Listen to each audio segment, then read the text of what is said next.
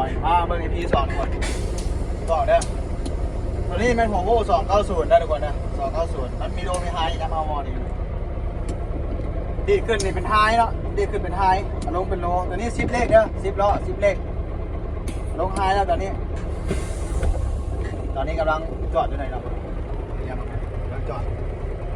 รีวิวตอนไปแล้วเนี่ยแต่ว่าลงเบียกเลยรีวิวพร้อมเลยเนาะตัวนี้ยังเป็นเลขว่างนะทุกคนเด้อแนะนำให้ผมป้าพูดเบรกมือก่อนขอเลขก่อนเลขหนึ่งพักมาเรียบจับเขานี่จับสุกไปข้างหน้าหน่อยหนึ่งเนาะระว่างนี้ว่าเข้าเลขบ่ได้เลขหนึ่งเข้าเลขบ่ได้เนาะเข้ามันแข็งอันนี้แต่ว่ามันแข็งเนาะแข็งคอยย่อคาดขึ้นหน่อยนึงเด้อสุกเข้านี่เข้าได้เนาะแล้วก่อนสิปล่อยเบรกมือตีนต้องเหยียบเบรกไปก่อนเนาะก่อนปล่อยดูออกปล่อยพร้อมแล้วก็ตีนเบื้องขวาสามารถเหยียบไปทางคันเร่งพร้อมสามารถเหยียบเบรกพร้อมเด้อ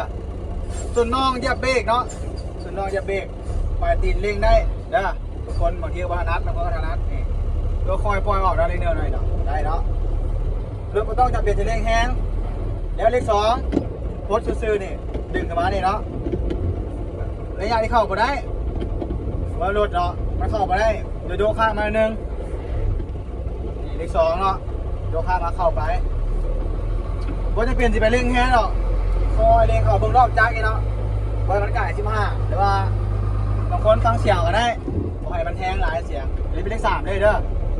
เป็นเลข3ได้นี่เลข4ซุกขันจับไม่เนาะมันจับดึงขึ้นมาในนี้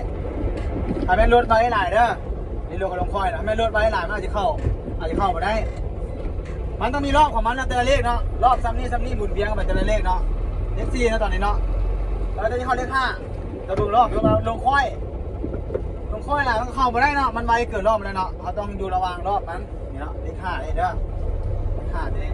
มาเรื่องนึงมาอีกปันนึงแล้วมามอเบอร์นี่อย่าลืมมาโลไฮเด้อลงเป็นโลเนาะก่อนแล้วนี้น่าจะเข้าเลขเอสออกตัวเอสปวดบึงหลอกบึงลมข้างแน่เนาะเลข1เด้อคือเก่าเนาะซุปมัน3ตัวเลข1เลข2โพสปึ๊บพกปั๊บซื้อแล้วเนาะเลข2เลข3กระทบลงไปเลขเครื่องเลข2นี่จะซื้อรถเลข3เนาะเบื้องนี่เบื้องข้างหน้าเขาไปไม่ได้ไว้เนาะเขาเลขเนาะไว้มันด่านเนาะถ้าเจ้าไปไว้หลายมันเอาสีดังแล้วมาเบื้องเลข4เนาะนี่พกมานี่เลข4นี่ขึ้นมานี่เนาะพกไปมันจะจำเนาะจำแล้วก่อนพกขึ้นมาเป็นเลข4เลข5กะแอบไปคือเก่าแอบไปจำขึ้นเลข4แหละพกลงไปนี่เป็นเลข5เนาะขอเลขรถนี่เพราะให้ดังก็ได้คนรถกระจะห้างกันนี่เบอร์นี่เนาะนี่เป็นการฟุ้นกระขาดไปแล้วเดี๋ยวเอาผ้าบังไว้เนาะรถไฟที่เนี่ยสภาพข้างๆนี่เบอร์นี่สภาพข้างเดี๋ยวคอยอยากสอนไอ้คนที่มาประธานเป็นนะคอยอยากสอนให้เจ้าหู้ระบบรถผมหมายว่าให้หู้เกี่ยวกับรถบ่ให้หู้หลายกันถึงให้หู้น้อยเนาะพอไปทางไหนเวลาไปเฮ็ดเรียบไปแล้ววันนี้เอาพอหู้ได้แล้วหลังบ้านเขาเจ้าไปกี่ทีเลิกกี่ทีล้างเนาะ